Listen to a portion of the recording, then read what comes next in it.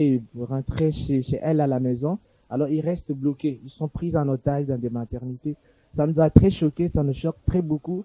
Pourquoi ça nous a choqué? C'est parce que nous trouvons que toute maternité ou toute naissance mérite de la valeur et l'honneur, que ce soit on est pauvre ou riche. Parce que, en réalité, c'est quoi, madame? C'est que je me suis dit, et nous nous disons dans la Fondation Bendelos, que quand l'enfant naît, nous ne savons pas qui sera cet enfant demain. Oui. Vous voyez? Et on ne sait pas voir que cet enfant qui naît, il sera président de la République. Il sera qui, excepté ceux qui naissent comme prince.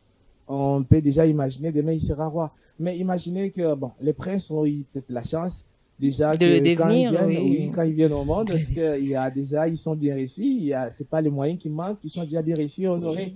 Mais les autres aussi qui sont peut-être nés, peut-être négligés. Oui. Vous voyez, mais qui sont devenus peut-être présidents dans les pays, dans des différentes nations. Il y a d'autres qui deviennent des grands messieurs, des grandes dames très importantes pour l'humanité. Mais il y a les autres, je te dis, peut-être je t'informe. Mais je sais que les journalistes disaient déjà que les maternités, leurs maternités ont été saccagées. Et leurs mamans ont manqué même les frais pour honorer leur maternité. Et nous nous disons que même pour les restes de l'avenir, on peut régler ces problèmes-là. Mais c'est la naissance qui nous préoccupe. Nous voulons donner la valeur à toute naissance.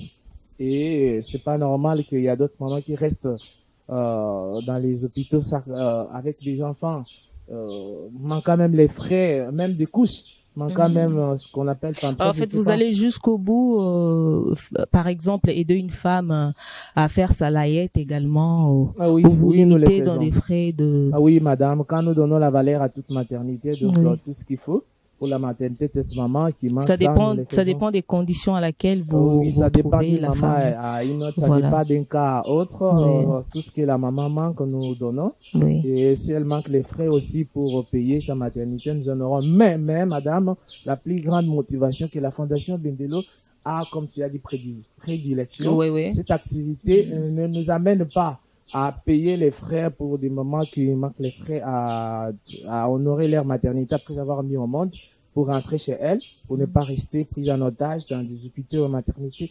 Mais la plus grande motivation, c'est que si nous voulons, et c'est que nous voulons donner la valeur à toute maternité, à toute naissance, donc nous demandons, nous avançons à convaincre et à demander à tous les gouvernements du monde, dans tous les pays, qu'ils puissent mettre la maternité gratuite, parce qu'il y a beaucoup de pays qui, vous voyez, la maternité est gratuite, mais il y a d'autres pays où malgré les hôpitaux, nous allons revenir sur ça. D'accord, madame, malgré les hôpitaux monsieur Bendelo, qui sont gratuits peut-être dans d'autres pays, mais il y a des pays où on continue à payer la maternité jusqu'aujourd'hui. Donc nous voulons juste arriver jusque-là à convaincre tous les gouvernements, tous les présidents et d'autres organismes à mettre cette maternité gratuite. Nous allons revenir sur ça, monsieur Bendelo.